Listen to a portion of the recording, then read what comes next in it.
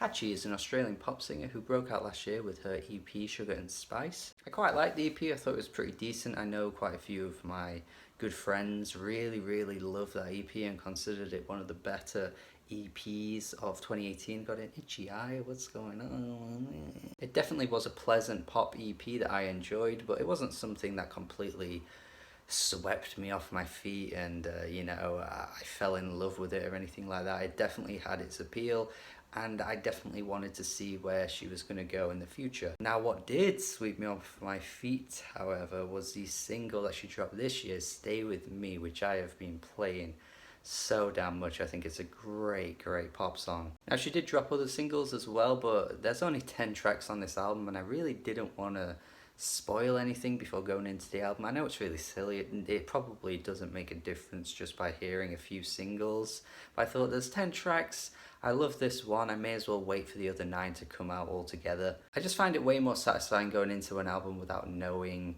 hardly any of the songs, even if there's been like 4 or 5 singles or whatever. It's like going into a film without watching the trailer. It's just that kind of thing. It just feels more satisfying to me, even if it might not even make a difference in the end anyway, because you're probably going to like it as much as you did if you did listen to those songs. It's weird, but I just do that. And now the album is out and I think it's a really good pop album. Probably going to be a major pop highlight for 2019, even if this isn't going to be like a mainstream pop album, or nothing from this will be like topping the charts, but still it's a pop album, it's great, and who cares if it gets mainstream appeal anyway. Hatchie very much wears her influences on her sleeve, I think. You're going to listen to this album and immediately you'll think of bands like Cocktail Twins.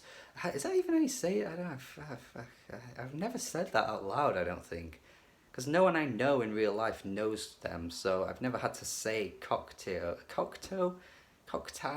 What the fuck is that word? I just don't know if I can continue this review now. Like, how have I gone so long in my life without knowing how to say that word?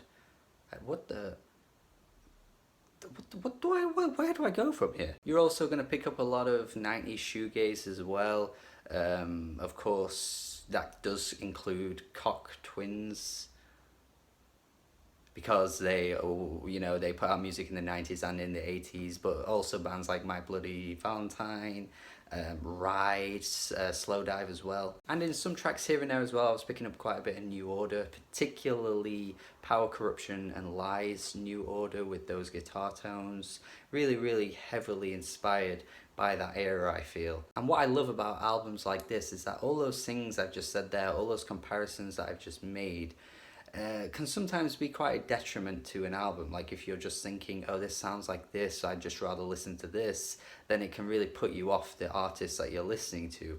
But there's never one time that you're listening to this and you think, yeah, I'd rather be listening to those, because Hatchie just completely owns it. It's a modern sounding album while also taking a style, an influence, and just completely making it your own. Hatchie has such a lovely voice, it's so lush to listen to at points. Everything about these instrumentals are just pure bliss. The tones of these tracks completely suck me in at all times. There isn't one track that feels left out. There isn't one track that feels like, oh, this one could probably be doing something different. This one could do something new, just switch things up to add variety. There's never that one point on the album, because it never overstays its welcome, and the tracks that she does bring to the table are so great. There's nothing really too special going on lyrically here, I must say. Like, it's very much your classic teen hopeless romanticism type stuff of like relationships going wrong and kind of like pouring yourself into another person, even though in your mind you kind of think this is not going to work out, but I just need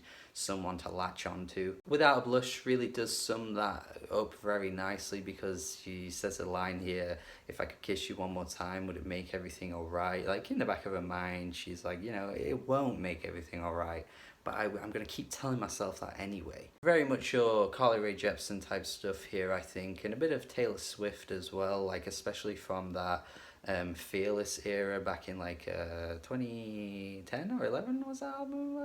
Yeah, I think 2010. All of the choruses on this album though, the way she sings these hooks, they are just so melodically pleasing. Like, it is just so nice on the ears. They get stuck in your head so easily, like on a track like When I Get Out.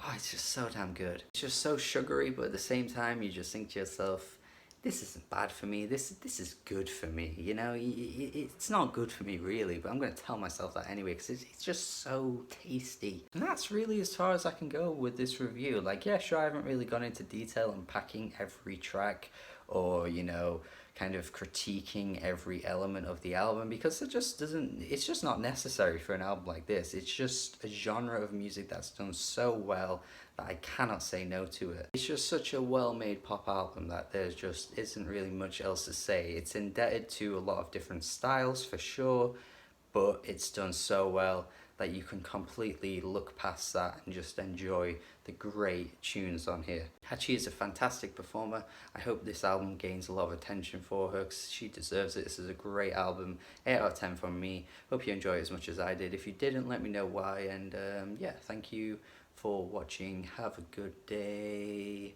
and goodbye.